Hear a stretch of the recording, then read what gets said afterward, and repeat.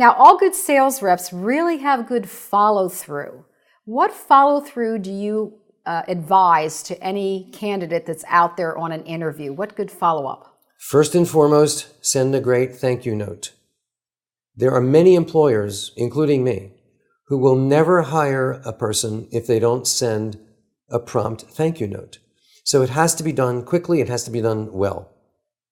In this thank you note, once again, you can summarize their needs and problems, your assets, your strengths, and make that marriage, make the connection.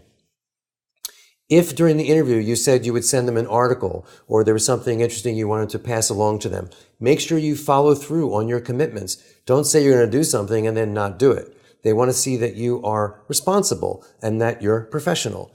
So those are some tips that can help you to follow up after the interview. Now, should it be a handwritten letter or should it be an email? Generally, an email note in today's world is acceptable and appropriate. If you had a very unusual kind of interview that lasted a really long time, or you made an incredibly close personal connection with the interviewer, then sometimes a handwritten note can work very, very well. But I'd say in 90% of the cases, we're going to be using email.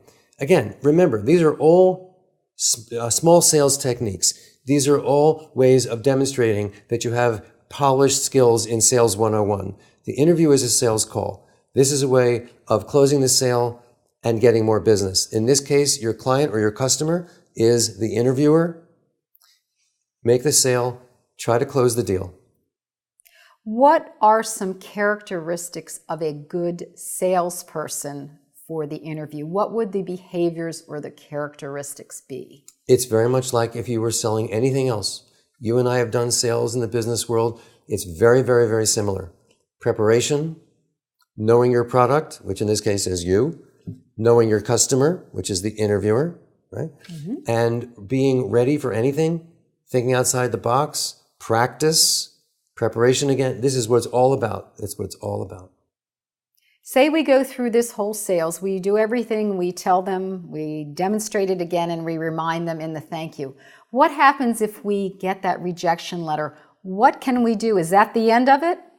Well, part of closing a sale and the after-sale behavior is to burn no bridges and try to create victory out of defeat.